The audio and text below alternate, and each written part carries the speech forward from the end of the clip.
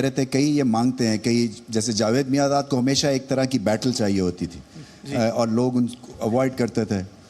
कई जो हैं वो आप उनको घूरें, कुछ स्लेज भी करें, वो साइड पे हो जाते हैं क्योंकि वो समझते हैं कि उनकी कंसंट्रेशन ख़राब हो जाती है। बट बिकॉज इंडिया पाकिस्तान के ये मोमेंट्स हैं इसलिए ये मैग्नीफाई हो जाते हैं और फिर सवाल भी इनके ऊपर बनते हैं। मेरे ख्याल से पैशन और इमोशंस की ये गेम है। जैसे मैंने कहा ना कि इसमें थोड़ा सा पॉलिटिकल नीडल का तड़का भी लगता है जिसकी वजह से और भी ज़्यादा चीज़ें एट स्टेक हो जाती हैं।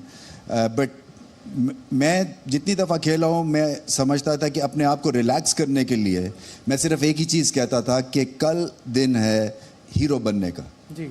इसलिए कि जब शारजा में हम खेलते थे या उस वक्त ज़्यादातर मैचेस हुए तो लॉबी में आके सारे फैंस एक ही चीज़ कहते थे कि जी सबसे हार जाना, भारत से ना हारना। तो वो एक प्रेशर सा क्रिएट हो जाता था। तो उसको प्रेशर को थोड़ा सा नलिफाई करने के लिए फिर आप अपने जोन में चले जाते हैं। कई जोन जो है वो ये होते हैं कि आप थोड़ा सा इमोशनल हो जाते हैं, कई जो है वो आप अपने आप को चैलेंज करते हैं कि नहीं मैं जीरो नहीं, मैं हीरो बनूंगा। लेकिन तो मतलब ये अप्रोच जो है ये ठीक है क्या, जब फैंस आके आपसे कहते हैं कि कुछ भी करना बस इंडिया से मत हारना, मतलब क्या वर्ल्ड कप हार जाना, इंडिया से जीत जाना, ये ठीक है? ये जो प्रेशर है गौतम भाई, आपसे भी क्वेश्चन है, जो प्रेशर है ये फैंस की तरफ से है, प्लेयर्स अपने आप वो जो प्रेशर है वो महसूस करने लगते हैं, बोर्ड की तरफ से है, सरकार मतलब पीसीबी तो जो बोर्ड है वो सरकारी, तो सरकार की तरफ से तो नहीं है? नहीं, मेरे ख्याल से परसेप्शन बड़ा क्लियर होना चाहिए क्योंकि मैंने हेड किया है क्रिकेट बोर्ड को। सो ज़ीरो इंटरफेरेंस होती है। कुछ भी नहीं होता। ये नहीं होता कि रिएक्शन आते हैं गवर्नमेंट की तरफ से कि आप मैच क्यों हार गए। वो कप्तान के ऊपर जो है छुरी चलती है।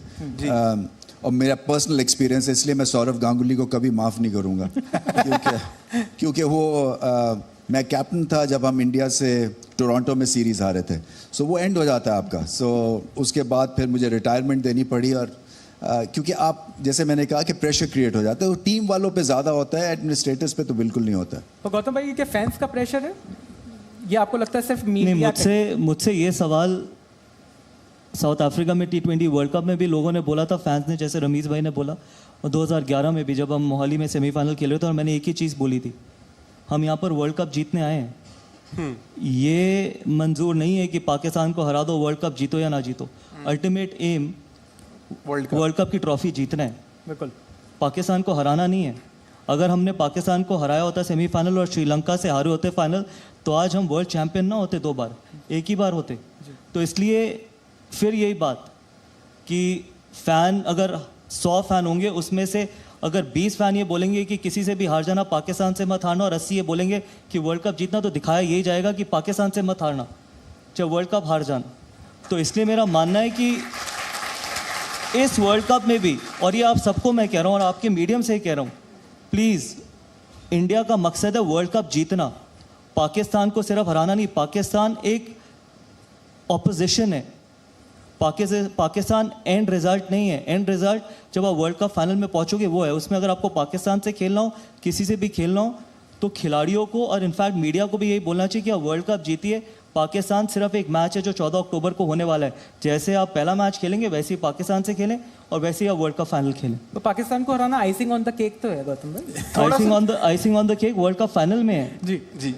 14 अक्टूबर को नहीं है। 14 अक्टूबर को आपको हराना पड़ेगा क्योंकि आपको सेमीफाइनल पहुंचना है। बिल्कुल। 14 अक्टूबर को हरा के अगर आप सेमीफाइनल नहीं पहुंचते तो वो आइसिंग ऑन द केक नहीं है जी, तो वो स्मैशिंग ऑफ द केक है। पर रमीज भाई, मतलब जैसे ऑन द फील्ड तो राइवलरी रहती थी, लेकिन ऑफ द फील्ड क्या माहौल रहता था? मतलब यारी दोस्ती थी, क्योंकि खाना पीना भी इतना सिमिलर है, आसपास पड़ोसी देश है, मतलब आपके दोस्ती यारी बेस्ट फ्रेंड्स होते थे क्या वहां पे भी? लैंग्वेज भी सिमिलर ही है, लैंग्वेज भी सब समझ आता था। रमीज भाई ने वही कहते सेम गालियां सेम गाली। सो 2 चीज़ें इसमें मैं शेयर करूंगा आपसे। एक तो मैं यहाँ दिल्ली में भी मॉडल टाउन है शायद। सो मैं जहाँ लाहौर में रहता हूँ वहाँ भी मॉडल टाउन है, वो भी पार्टीशन से बना हुआ है। सो सर गंगाराम हॉस्पिटल शायद यहाँ भी है, सो लाहौर में भी है। सो मैं वाघा बॉर्डर के लिए घर से निकला तो मुझे एग्जैक्टली 41 मिनट्स लगे, अच्छा, to reach the Indian border. और फिर इंडियन बॉर्डर से मैं गया अमृतसर और अमृतसर से फ़्लाइट पकड़ी। सो आप यकीन करें ये 1.5 घंटे में ना ट्रैफिक का केओस मुझे मुख्तलिफ लगा, गाली गलोच भी वैसी थी, कल्चर भी वही था। सो कोई चीज़ नहीं बदलती। और दूसरी जहाँ पे आपने बात की है फ्रेंड्स की, सो मैंने ये सुनील गावस्कर से भी शेयर किया था कि आपकी वजह से मुझे बेइंतहा डांटे पड़ चुकी हैं, क्योंकि मैं शॉर्ट लेग पे खड़ा होता था, 86 की सीरीज़ हो रही थी। सो इमरान खान वहाँ से उस वक्त 90 माइल्स एन आवर पे उनको बाउंसर करते थे, और वो कभी यूं कर लेते थे, कभी यूं, फिर और वो हमारे कैंप में जो थे सुनील गावस्कर, वो मतलब है वो थे आइकॉन, यानी कि हर कोई चाहता था कि सुनील गावस्कर बन जाए।